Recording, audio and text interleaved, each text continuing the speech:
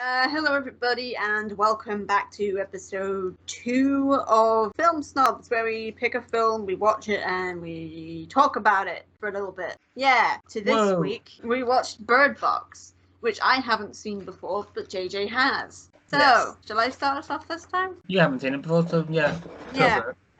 Well, everybody who knows me knows I don't like Sandra Bullock that much. Yeah. I don't think she's a particularly outstanding actress. Maybe she was back in the day, but now she does just seem to be Sandra Bullock in everything. And I don't know that this film was an exception, because I think what happened is basically how Sandra Bullock would have reacted to the circumstances. Maybe not her detachment to being a mother and the children, but I don't know. I don't know anything about Sandra Bullock. I just don't think she's a terrific actress. Me neither, really. I am actually really disappointed that they put Sarah Paulson in such a small role. I think she would have knocked the main role out of the park. She's a very good actress, is Sarah Paulson. I need to see her more. Yeah, as proved by every single season of American Horror Story. Including the ones I haven't seen, because it kind of lost its pull with me. But we're not talking about American Horror Story today. Yeah. I don't think this film was particularly exceptional in any way. It was just basically your standard, the world is going to hell and we're stuck in survival mode. Yeah.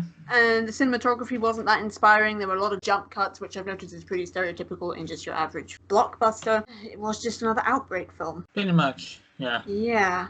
It's also, the concept has been done before. Oh, yeah. But I will also say that it did it better. Because the only other instance I've seen where there's this invisible thing that's making people kill themselves is The Happening, which was a terrible film.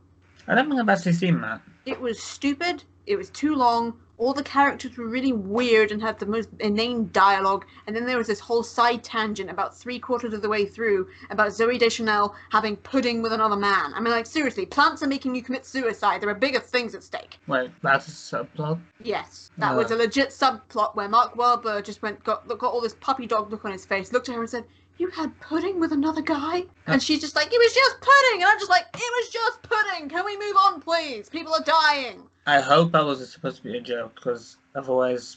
It wasn't a good film. It was very, very weird and not very engaging. I didn't like any of the characters. But we're not talking about The Happening today. We're talking about Bird Box. Talking about that, Fuck The Happening. Yes. I will say that I did think the dialogue was very natural. Yeah. And the acting was very intuitive, considering how often they were blindfolded. Yeah. Right, I've said a lot. You say something. I like the fact that everyone kind of behaved the way you'd expect in that kind of situation. Like the fact that the guy who actually owned the house they were in, the idea he came up with, I feel like that's like a very... Oh, you mean him coming up with the idea that maybe you could view the things on closed-circuit film? And not be affected. Which was unfortunately untrue, and he died, and I was very sad about that, because he was such a nice person. Yeah. Yeah. I thought the pacing was a bit quick. Like, everything happened very fast. Like, it was like, oh, it's only on the news in Russia. Suddenly, it's in the hospital that she happens to be visiting. Suddenly everywhere. It's everywhere. I can sort of understand that, but I feel like at the level that it was spreading, it wouldn't have just been in Russia that morning on the news. Well, they would have been hearing about it, like, immediately. Well, we didn't really know what exactly it was. No, but I think they figured that out very quickly as well. Yeah. They immediately, like, even before, like, she got to that house, she was just like, everyone was just like, don't look at it, and then just like, look at what? How did they figure that out so fast? I mean, the panic was tangible. The panic felt very, very real. So I'm actually surprised that anyone, amid all the blood, the death, and the explosions, could stop to think, oh, they saw something invisible, and then they killed themselves. Clearly, we must close our eyes, which is super helpful. And also, by the way, she was fucking pregnant. Yeah. She was in a car crash and fell twice on her belly, and there were no problems. She was just fine. I know, that's one of the notes I wrote down too. She would have, I actually wrote car wreck, falling twice on her belly, her baby would be dead, exclamation mark. Like, she would have had, like, she would have ruptured the wall of her womb. Yeah. That baby would be dead, and she'd probably be dead with it. I don't actually understand why they put that in there. Why did they put the drama of knocking this pregnant woman around when they could have just done it so differently, where she just didn't get knocked around, that she was lucky that people actually were considerate of a pregnant woman, because a lot of them were. Lydia and Tom both were. Yeah. It was kind of ridiculous in that respect.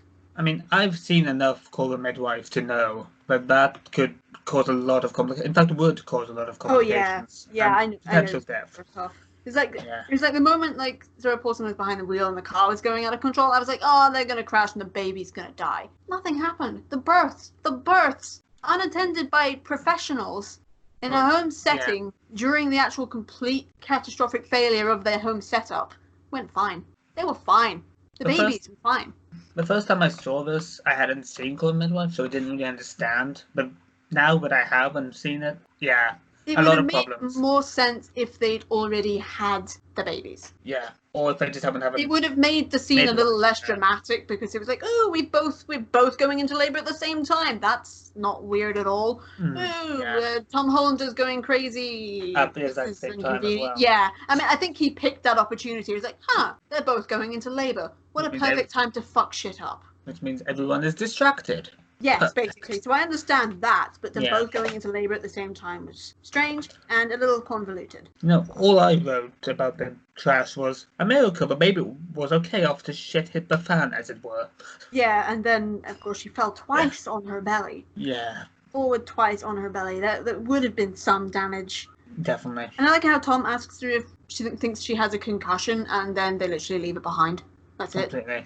Yeah, it was like, oh, I don't have a concussion, I'm fine. I'm fine. I'm a very professional. No, she's not. No, it was just weird. I did like how eerie the score was. It was quite atmospheric, so it set the scene very well. Yeah.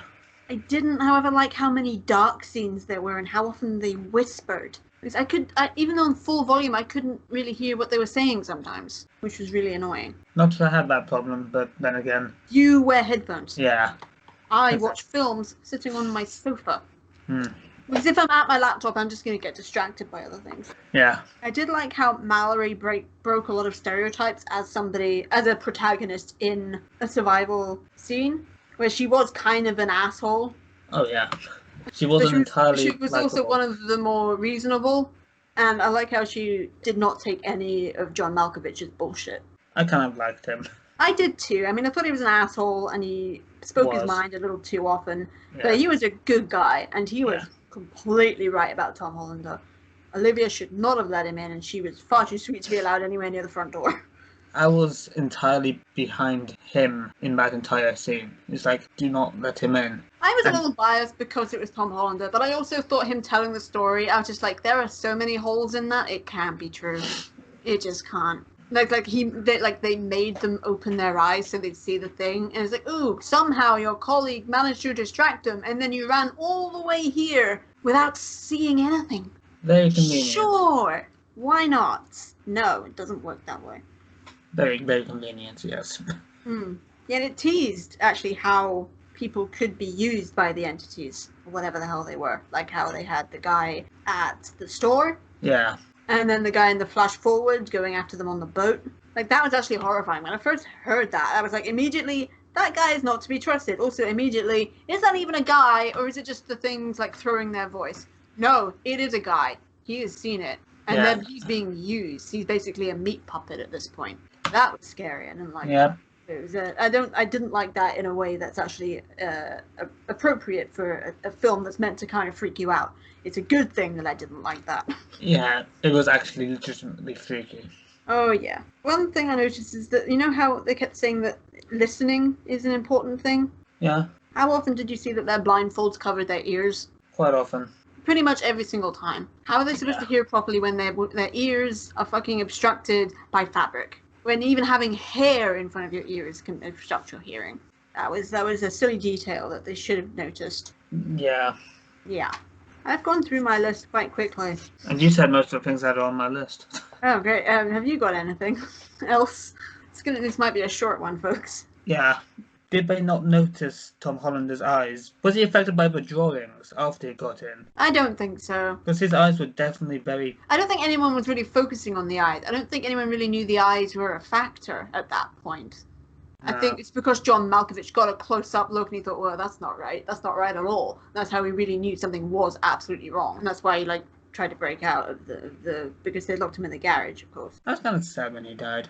Yeah, me too. I was sad about that entire final day because I liked him. Everybody that was still alive was all right.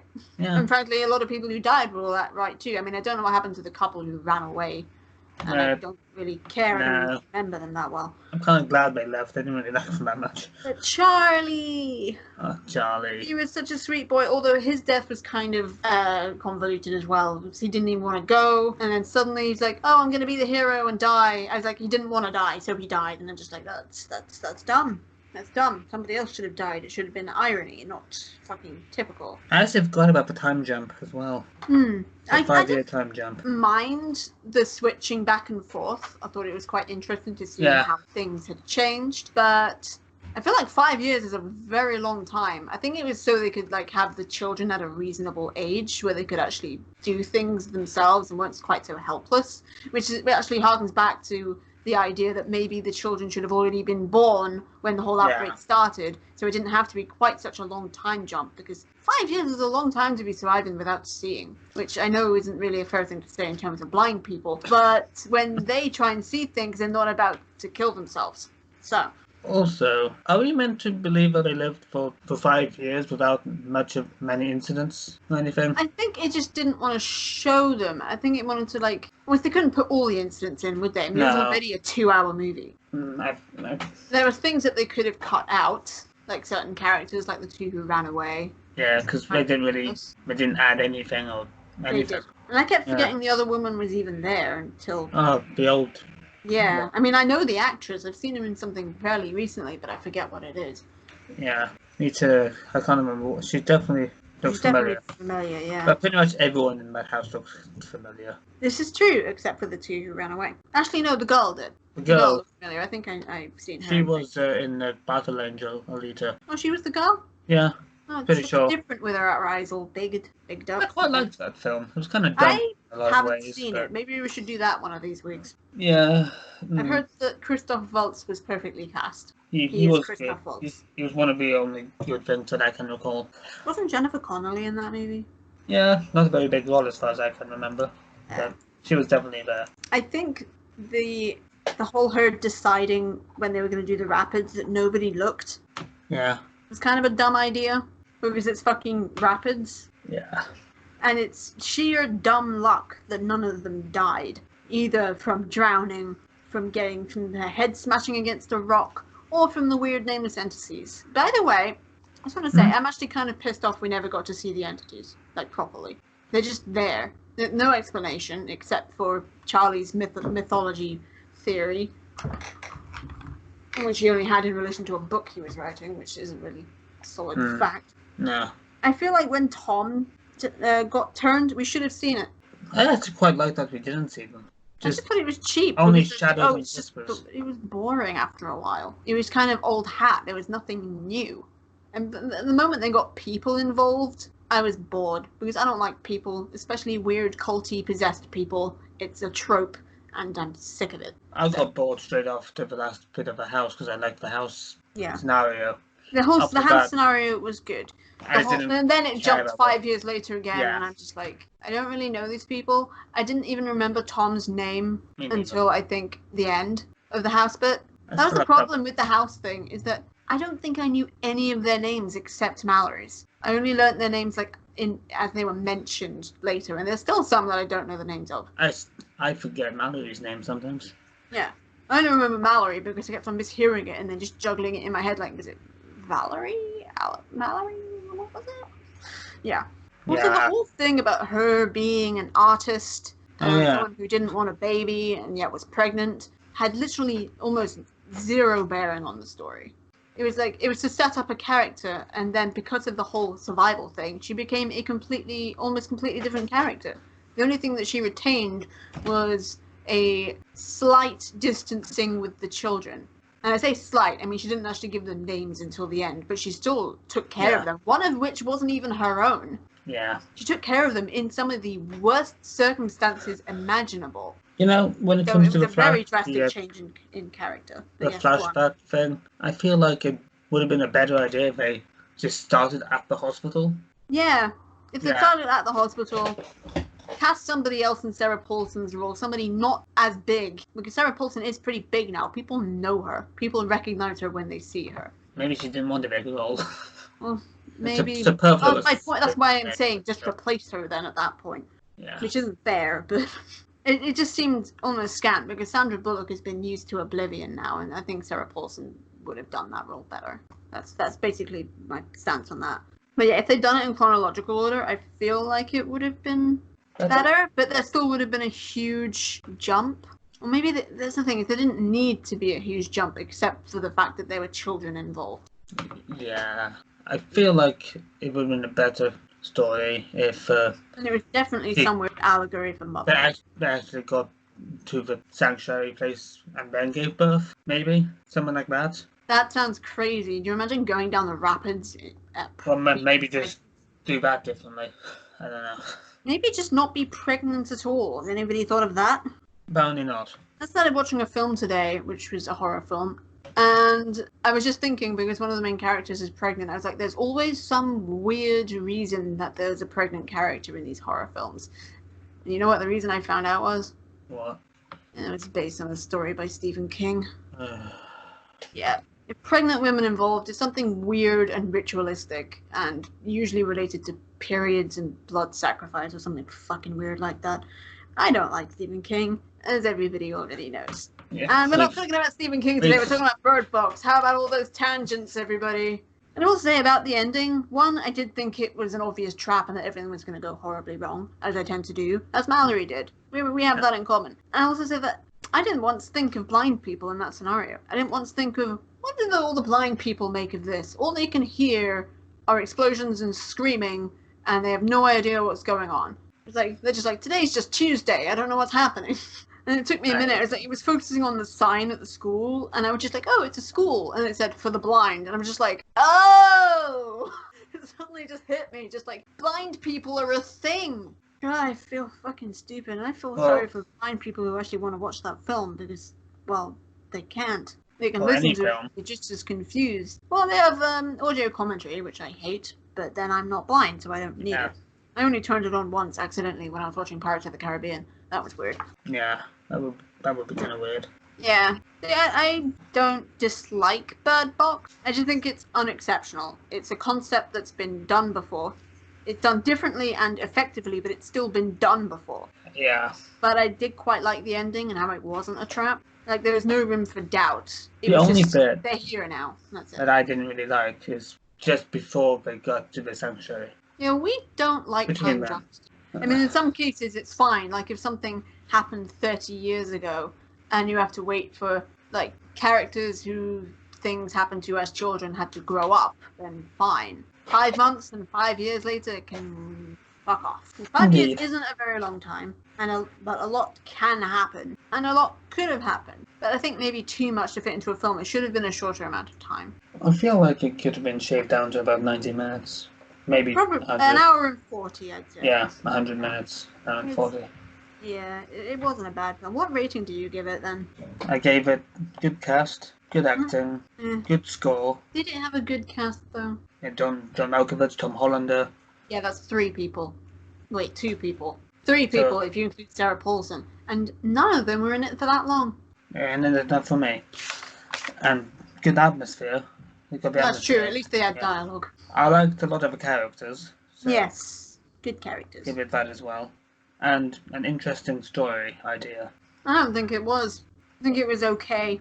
I don't think it was interesting. I mean, the interest lies in actually getting some answers about those creatures, and which we got none. Except that apparently the human race were being punished. At least that's not something that's ever been done before. Oh yeah, these things just showed up one day. We don't know why. We don't really care. They're just here. We look at them, we go mad, or we kill ourselves, or both. But it's all good. It doesn't matter why. We don't want to fix this. We're just going to live with it. No.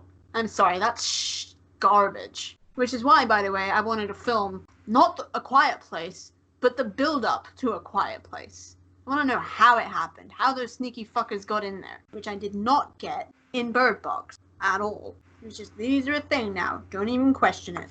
Because questioning things is doubting things. Doubting the order of things, isn't it? Going a bit mad. I just didn't like it. It was an average film. It didn't make any sense. We got no answers. Nobody even really asked any questions beyond, oh, I'm researching for a novel. And then they were just like, well, fuck it then, we don't need to know. What the fuck? It was stupid. Yeah.